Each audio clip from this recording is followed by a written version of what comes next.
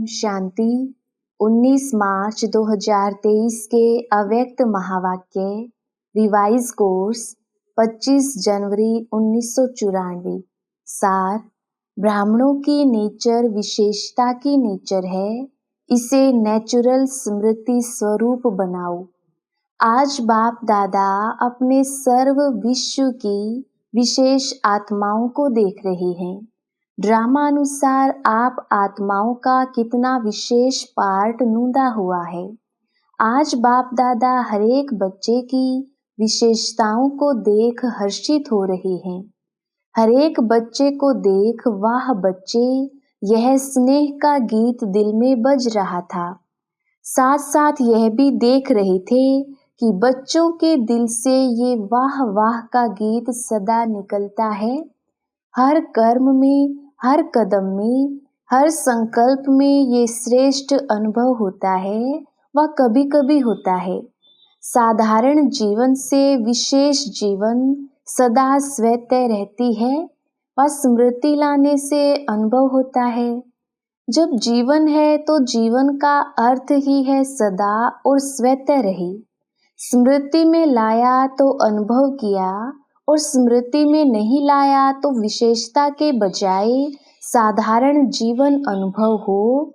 यह आप विशेष आत्माओं की विशेषता नहीं है।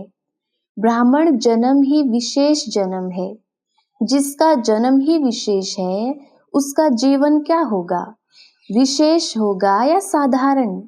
ब्राह्मण जन्म भी श्रेष्ठ, ब्राह्मण धर्म भी श्रेष्ठ और ब्राह्मण कर्म भी श्रेष्ठ, क्योंकि ब्राह्मण जन्मदाता, ब्राह्मण धर्म स्थापक, सर्वश्रेष्ठ परम आत्मा और आदि आत्मा ब्रह्मा बाप है।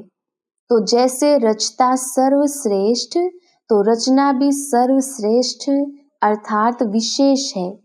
ब्राह्मणों का कर्म विशेष क्यों है? क्योंकि कर्म में फॉलो करने के लिए आप सबके सामने आदि आत्मा ब्रह्मा बाप सैंपल है। कर्म में फॉलो साकार ब्रह्मा बाप को करते हो, इसलिए भाग्य विधाता अर्थात कर्म द्वारा भाग्य की रेखा श्रेष्ठ बनाने वाला ब्रह्मा गाया हुआ है।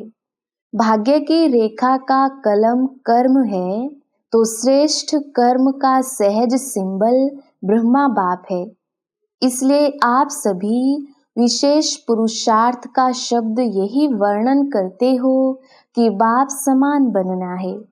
इस अव्यक्त वर्ष में सभी का लक्ष्य क्या रहा? निराकारी स्थिति में निराकार बाप समान अशरीरी स्थिति का अनुभव किया।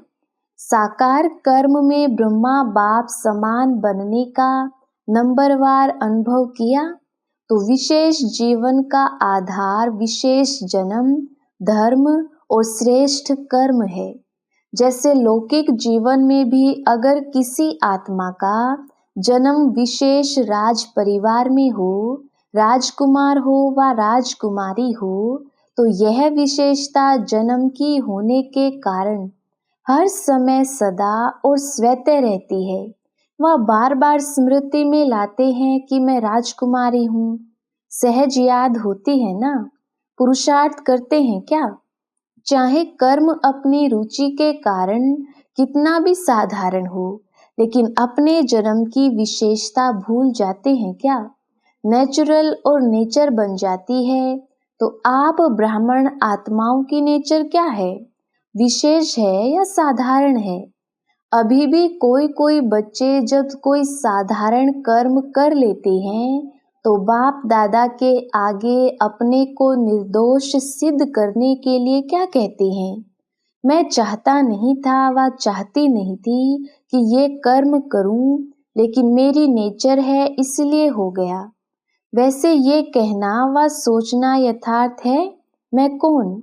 ब्राह्मण जीवन वाले हैं ना? तो ब्राह्मण जीवन वाली आत्मा ये सोच सकती है कि ये मेरी नेचर है, यह कहना राइट है। तो उस समय क्यों बोलती हूँ?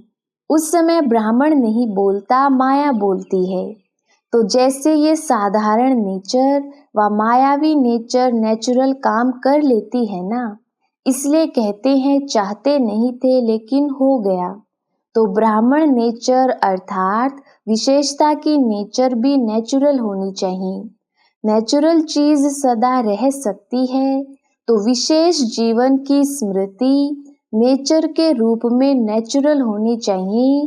वह कभी भूलना कभी याद होना, तो सदा स्मृति स्वरूप में रहो। स्मृति लाने वाले नहीं, स्मृति स्वरूप।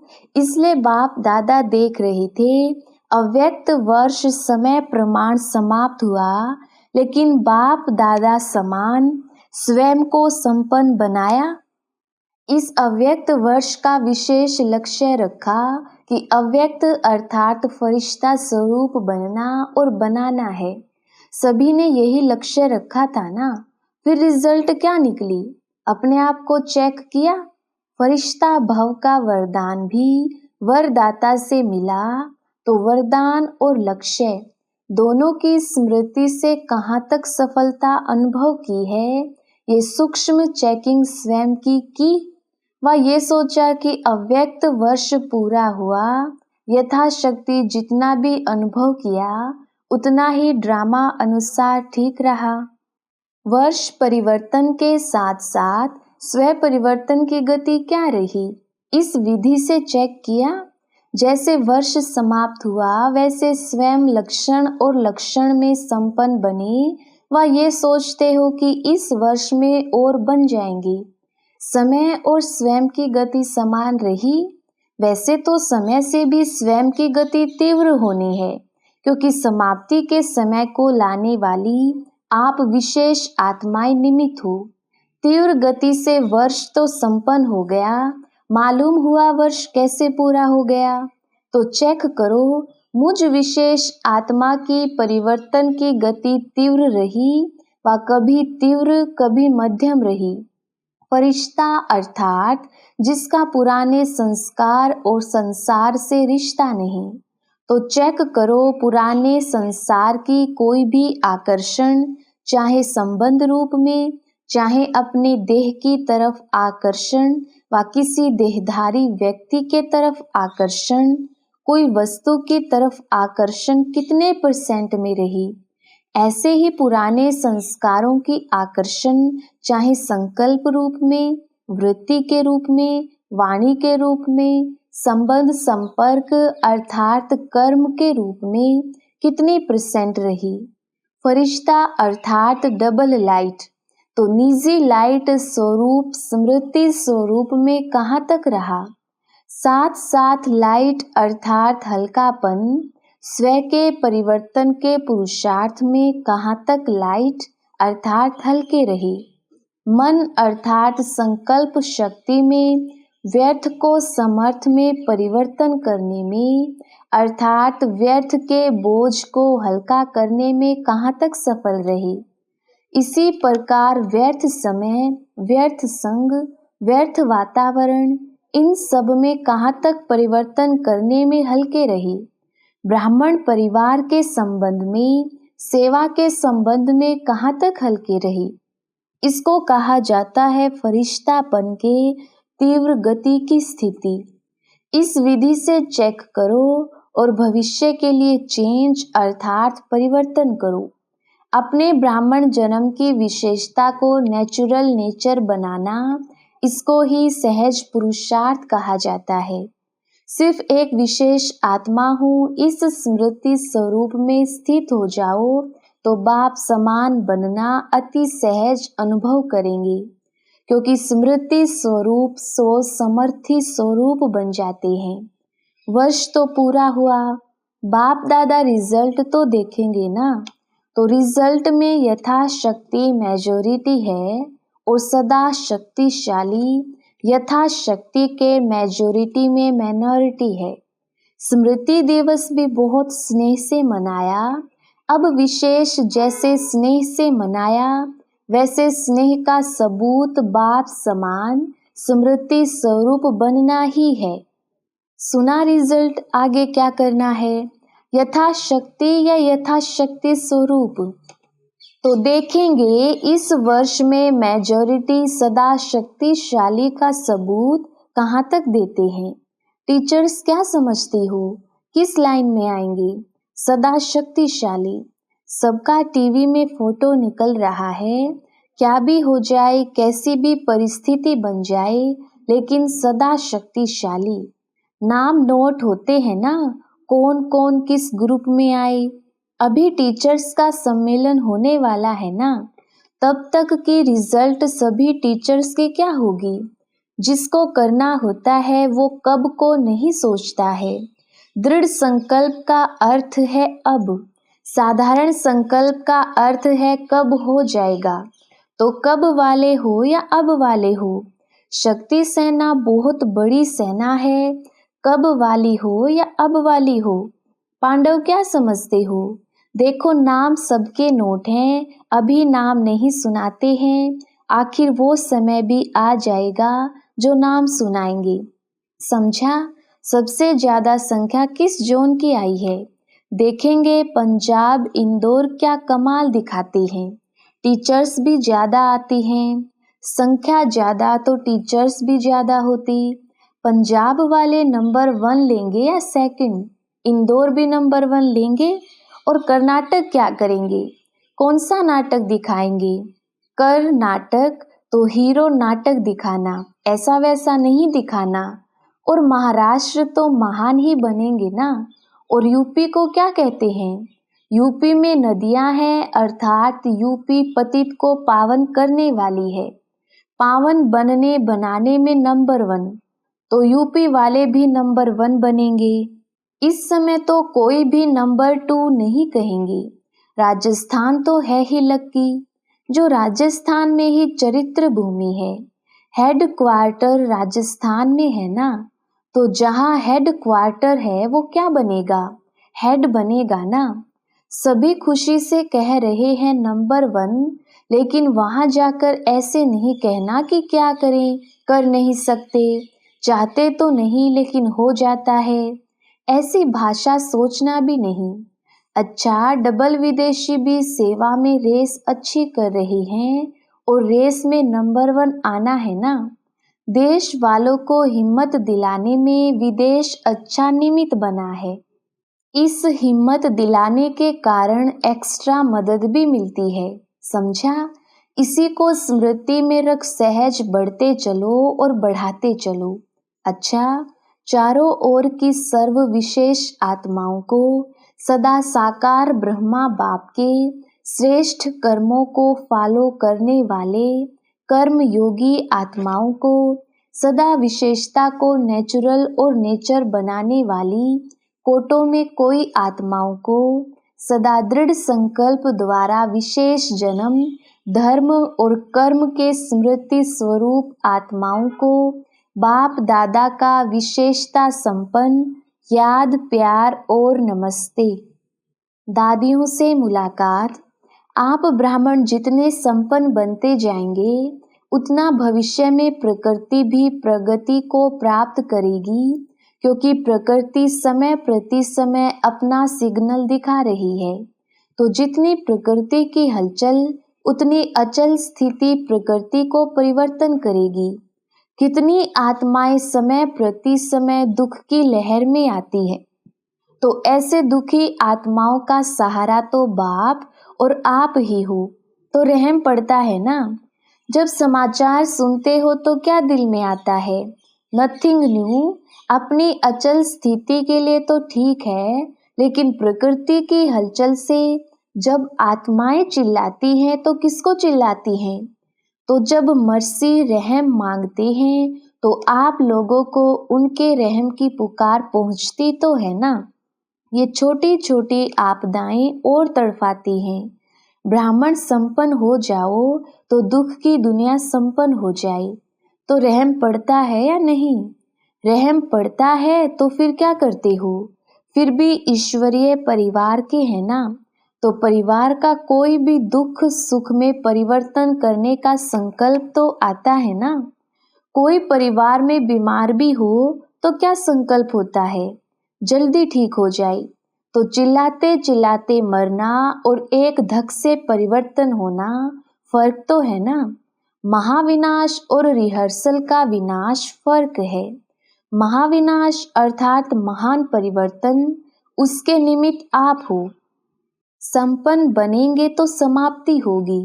तो जो परेशान है वो तो समझते हैं कि प्रत्यक्षता का पर्दा खुल जाए, लेकिन स्टेज पर आने वाले हीरो एक्टर संपन्न तैयार होने चाहिए ना, तब तो पर्दा खुलेगा कि आधे में खुल जाएगा। परिवर्तन की शुभ भावना को तीव्र करना अर्थात अपने को तीव्र गति से संपन्न बनाना। आप भी कभी कैसे होते हो, तो प्रकृति भी कभी बहुत तीव्र गति से कार्य करती, कभी ठंडी हो जाती। तो अभी क्या करना है? रहम की भावना इमर्ज करो, चाहे स्व प्रति चाहे सर्व आत्माओं के प्रति। होती है ना, लहर फैलाओ। रहम की भावना से विघ्न भी सहज खत्म हो जाएंगी। जहाँ रहम होगा वहाँ तेरा मेरा की हलचल नहीं होगी। पूज्य स्वरूप मर्सीफुल का धारण करो, ठीक है ना। अभी ये लहर फैलाओ, हर संकल्प में मर्सीफुल। संकल्प में होंगे तो वाणी और कर्म स्वतः ही हो जाएंगी। सब चिल्लाते भी क्या है, मर्सी मर्सी। अच्छा, अव्यक्त बाप दादा की पर्सनल मुलाकात। माया की छाया से बचने का साधन है बाप दादा की छत्र छाया। सदा अपने को बाप दादा की छत्र छाया के नीचे रहने वाली सदा सेफ आत्माएं अनुभव करते हो। सदा छत्र छाया है या कभी बाहर निकल जाते हो? या है बाप की छत्र छाया या है माया की छाया? तो माया की छाया से बचने का साधन है छत्र छाया। तो छत्र छाया में रहने वाले कितने खुश रहेंगे, क्योंकि बेफिक्र बादशाह हो गए ना। फिक्र है तो खुशी गुम होती है। कभी भी देखो खुशी गुम होती है तो कारण क्या होता है? कोई ना कोई चिंता, फिक्र, बोझ खुशी को गुम कर देता है। और खुशी गुम हुई, कमजोर हुए तो माया की छाया का प्रभाव पड़ ही जाता है। कमजोरी माया का आह्वान करती है, जैसे शारीरिक कमजोरी बीमारियों का आह्वान करती है, तो आत्मिक कमजोरी माया का आह्वान करती है। फिर उस छाया से निकलने में कितनी मेहनत करनी पड़ती है। अगर माया की छाया स्वपन में भी पड़ गई तो स्वपन भी परेशान करेगा। फिर ब्राह्मण से क्षत्रिय बन जाते हैं तो युद्ध करनी पड़ती है। क्षत्रिय जीवन मेहनत की है और ब्राह्मण जीवन खुशी की है। तो क्या पसंद है? कभी कभी युद्ध करनी पड़ती है। युद्ध करना अच्छा लगता है। छोटे से भी व्यर्थ संकल्प की छाया कितनी मेहनत कराती है। इसलिए सदा बाप के याद की छत्र छाया में रहो। याद ही छत्र छाया है, तो सदा काल के लिए छत्र छाया में रहना आता है, कभी कभी के लिए नहीं, सदा। अविनाशी बाप है ना, तो वर्षा भी सदा का लेना है। सदा खुश रहने वाले छत्र छाया अर्थात खुश रहना, बेफिक्र होंगे ना। सब फिक्र बाप को दे दिया कि एक दो संभाल कर रखा है, क्या करें कैसे करें, ये शब्द फिक्र के हैं। बेफिक्र के बोल सदा विजय के होते हैं, क्या कैसे के नहीं होते। तो सदा ये याद रखो कि हम सभी बाप की छत्र छाया में रहने वाले हैं, चक्र लगाने वाले नहीं। संकल्प में भी चक्र में आए तो चक्कर में आने वाले चकनाचूर हो जाएंगे। आप तो अमर हो ना, अमर हो गए। ये स्मृति सदा ही स्वयं भी बेफिक्र और दूसरों को भी बेफिक्र बनाती रहेगी। सदा खुशी में ये गीत गाते रहेंगे, पाना था वो पा लिया, बच्चा बनना माना पाना, बच्चा बने अर्थात पा लिया। अच्छा, वरदान। सर्व रूहानी खजानों से संपन्न बन, सदा संतुष्ट रहने वाले ऑल राउंड सेवाधारी भव। विस्तार। ऑल राउंड सेवाधारी अर्थात मास्टर सुखदाता, मास्टर शांति दाता, मास्टर ज्ञान दाता। दाता सदा संपन्न मूर्त होते हैं, जैसा स्वयं होंगे वैसा औरों को बनाएंगे। रूहानी सेवाधारी अर्थात एवर रेडी और ऑलराउंडर वही बन सकते जो संपन्न है। संपन्न ही संतुष्ट होंगे और सबको संतुष्ट करेंगे। किसी भी प्रकार की अप्राप्ति असंतुष्टता पैदा करती है। संतुष्ट रहने और संतुष्ट करने की विधि है संपन्न और दाता बनना। स्लोगन: शुभ भावना शुभ कामना की गोल्डन गिफ्ट साथ हो तो किसी भी आत्मा का परिवर्तन कर सकते हो। अच्छा, ओम शांति।